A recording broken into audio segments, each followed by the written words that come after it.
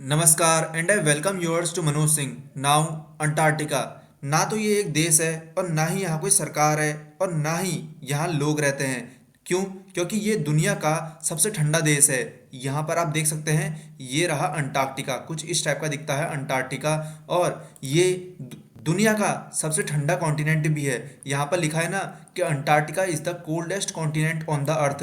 ये है about -57 degree Celsius. ये तो मैं आपको मिनिमम बता रहा हूँ, ठीक है। और जो सबसे मैक्सिमम है ना, वो है लगभग -90 डिग्री सेल्सियस, जो कि वहाँ विंटर सीजन में पहुँच जाता है, यानी कि ठंडों के सीजन में। और जो सबसे लोएस्ट रिकॉर्डेड टेम्परेचर है ना वहाँ, वो कहाँ रिकॉर्ड किया गया है? रशियन वोस्तक स्टेशन में। कितना?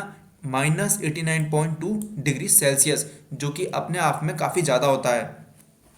साथ ही साथ ये दुनिया की सबसे तेज चलने वाली ठंडी हवाओं में से एक है। यहाँ जो विंड, यानी कि जो स्पीड होती है विंड की, वो होती है 14 मील्स पर आवर। वो भी एवरेज विंड स्पीड है। यहाँ जो हाईएस्ट विंड स्पीड रिकॉर्ड की गई है वो है 327 किलोमीटर पर आवर। और कहाँ? डमांट डी उर्विल्ले स्टेशन पर। और ये स्पीड इतनी तेज होती है कि ये अगर आपके आंखों में लग गई या फिर आपके आंखों में कुछ भी थोड़ी सी भी स्पीड लगी ना, तो ये आपको अंधा कर सकती है। उसके अलावा ये दुनिया का सबसे ड्राइएस्ट कॉन्टिनेंट भी है। यहाँ पर आप देख सकते हैं ना कि Antarctica Antarctica is considered the driest continent because it receives very little snow और रेन। इसे हम एक तरफ से डेजर्ट भी कह सकते हैं। उसके अलावा यहाँ जो रेन होती है ना, वो अनकॉमन है, यानी कि लगभग ना के बराबर यहाँ रेन होती है। लगभग 4 या 5 दिन यहाँ रेन होती है, यानी कि बारिश होती है एक साल में। यहाँ पर लिखा है ना कि 4 days पर year over the coast of eastern Antarctica, यानी कि ईस्टर्न अंटार्कटिका में सिर्फ 4 दिन बारिश होती है एक साल में। और जबकि नॉर्थ वेस्टर्न अंटार्कटिकन पेनिनसुला में लगभग 50 दिन बारिश होती है। और जब यहाँ बारिश होती है तो वो असल में वहाँ पर बर्फ़ पिघलती नहीं है। उस बारिश से वो बर्फ़ पिघलती नहीं है, बल्कि बल्कि वो और जमती रहती है और जमती रहती है। असल में फिर वो लास्ट में बन जाती है thick seat of ice called ice sheets, जिसे हम लास्ट में बोलते हैं आइस शीट्स। क्यों? क्योंकि वो बर्फ़ जमते रहती है और पिघलती नहीं है। तो देखा जाए तो अंटार्कटिका एक ऐसी जगह है जहाँ पर इंसानों का इन्फ्लुएंस ना के बराबर है। लेकिन फिर भी इस इलाके में इंसानों का कब्जा ना हो, ऐसा हो ही नहीं सकता।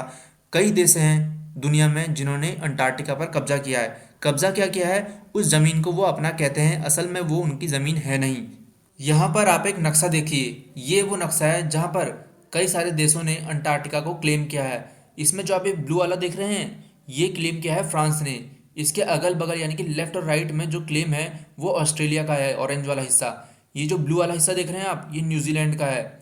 उसके अलावा ये पूरा हिस्सा नॉर्वे का है। ये जो हिस्सा है ना, ये है चिले, अर्जेंटीना, यूके का। और ऊपर का जो पिंक वाला हिस्सा है, ये है नॉर्वे का। और ये सभी देश इसको क्लेम करते हैं। लेकिन कभी आपने सोचा है कि जब इस इलाके में कुछ उगता ही नहीं, कुछ होता ही नहीं, फिर भी सभी देश इसको अपनाने में क्यों तुले हैं, इसको क्लेम क्यों करते हैं? तो आइए पहले अंटार्कटिका के बारे में जान लेते हैं।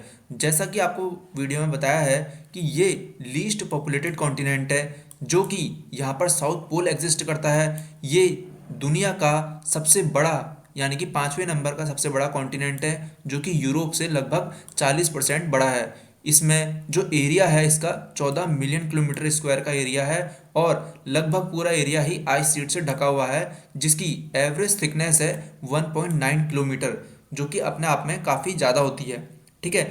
अंटार्कटिका के लगभग 70% इलाके पर फ्रेश वाटर का रिजर्व्स हैं। और ये अपने आप में काफ़ी बड़ी बात है। इतना ज़्यादा रिजर्व्स जिस भी कंट्री के पास आएगा तो वो इसको क्लेम करना ही चाहेगा। और यहाँ पर जो आपको स्पीसीज मिल जाएंगे, एनिमल्स मिल जाएंगे, उनका नाम है माइट्स, नेमाटोड्स, पेंगुइन्स, सील्स। और इस टाइप के आपको ये जो स्पीसीज हैं यहाँ पर देखने को मिलेंगे। यहाँ पर सबसे पहले इस अंटार्कटिका को पता है कब खोजा गया था? 1820 में। किसने? रशियन ने। उसके बाद यहाँ पर फ्रेंच आए, अमेरिकन आए, फिर ब्रिटिशर्स आए। और सबसे पहले यहाँ पर कंफर्म्ड लैंडिंग की किसने? एक नॉर्वेगियन टीम ने। कब? 1895 में। उसके बाद यहाँ पर ब्रिटिश एक्सप्लोरर आए। कौन? रॉबर्ट फाल्कन और अर्नेस्ट, जो कि यहाँ पर मैग्नेटिक साउथ पोल पर पहुँचे। कब? 1909 में। उसके बाद जोग्राफिकल साउथ पोल पे, यानी कि जोग्राफिक साउथ पोल पे 1911 में पहुंचे। कौन? नॉर्वेगियन के एक्सप्लोरर। कौन? एमर्सन। अभी अंटार्कटिका को लगभग 30 कंट्रीज क्लेम करती है और इन्होंने 1959 की एक ट्रीटी है अंटार्कटिक ट्रीटी सिस्टम, इसमें सभी ने साइन किए हैं और इसके मुताबिक यहाँ पर मिलिट्री एक्टिविटी करना, माइनिंग करना, न्यूक्लियर एक्सप्लोजन करना और न्यूक्लियर वेस्ट डिस्पोजल करना सख्त मना है। यहाँ पर आप टूरिज्म कर सकते हैं, फिशिंग कर सकते हैं और रिसर्च कर सकते हैं यहाँ पर अंटार्कटिका में रहकर। यहाँ पर जो गर्मियों के समय में है ना, लगभग 5,000 लोग होते हैं यहाँ पर रिसर्च स्टेशन में, और कहीं नहीं, सिर्फ रिसर्च स्टेशन में। और जबकि ठंडों में यहाँ पर करीब 1,000 लोग ही होते हैं और जो 4,000 लोग हैं वो घर भेज दिए जाते हैं या फिर उनके अपने कंट्रीज़ में भेज दिए जाते हैं। इसके वजह से कि यहाँ ज़्यादा लोग हैं और इसके वजह से यहाँ पर पॉल्यूशन ज़्यादा बढ़ रहा है, ओजोन डिप्लीशन हो रहा है और क्लाइमेट चेंज में ज़्यादा प्रभाव पड़ रहा है। और यहाँ पर जो वेस्ट अंटार्कटिका के आइस शीट है ना, वो ज़्यादा तेज़ी से पिघल रही है मुकाबले ईस्ट अंटार्कटिका के। अंटार्कटिका की जो सबसे लंबी नदी है उसका नाम है ओइनेक्स, जो कि काफ़ी लंबी है। इसका एरिया तो मैंने आपको बताया ही था, 14 मिलियन किलोमीटर का एरिया है इसका। और इसके अलावा इसको हम सरफेस एरिया के मुकाबले प्लूटो से कंपेयर कर सकते हैं, जो प्लूटो प्लेनेट था ना पहले हमारा, उससे कंपेयर कर सकते हैं। लेकिन क्या आप जानते हैं कि जब पहले आदमी ने 1895 में उस अंटार्कटिका पर कदम रखा, उससे कई सौ साल पहले से ही ये प्रेडिक्शन हो चुकी थी मैप में कि एक अंटार्कटिका है। मतलब अंटार्कटिका नाम नहीं पता था, लेकिन उस जैसा कुछ आइलैंड है यहाँ पर जो कि बर्फ से ढका हुआ है। यानी कि जो एरिस्टोटल थे ना, उनको ये पता तो था कि ऊपर से अगर पृथ्वी गोल है तो ऊपर का इलाका भी होगा तो नीचे का इलाका भी होगा। यानी कि अगर ऊपर आर्कटिक है तो नीचे अंटार्कटिक भी होगा। उस समय नाम तो डिफाइन नहीं थे, लेकिन ये सिर्फ अंदाजा लगा रहे थे कि ऊपर अगर कुछ है तो नीचे भी कुछ होगा। तभी तो साल 1530 में एक फ्रेंच एक्सप्लोरर ने एक नक्शा बनाया जिसमें इस पूरे इलाके को एक ज़मीन के रूप में दिखाया, क्योंकि वो जानते थे कि यहाँ पर एक ज़मीन है। सोचिए 1530 में, और हम बात कर रहे हैं इंसान जब वहाँ पहुँचे कब, 1895 में। 1530 के बाद साल 1773 में एक ब्रिटिश नेवल ऑफिसर्स थे जेम्स कुक नाम से। ये अंटार्कटिका तक पहुंचे तो थे, लेकिन लगभग 120 या फिर 130 किलोमीटर पहले ही इन्होंने अपनी शिप मोड़ ली वहां से और ये वहां तक नहीं पहुंच सके। लेकिन जब ये वहां गए, इन्होंने वहां लोगों से बोला कि वहां कुछ तो है, कुछ बड़ा है और वो बर्फ से ढका है और ऐसी कोई ज़मीन है जो वहां एग्जिस्ट तो करती है। और फिर इनकी एक book I, the history of Antarctic exploration. यहाँ पर आप वो शिप देख सकते हैं जहाँ पर ये गए थे।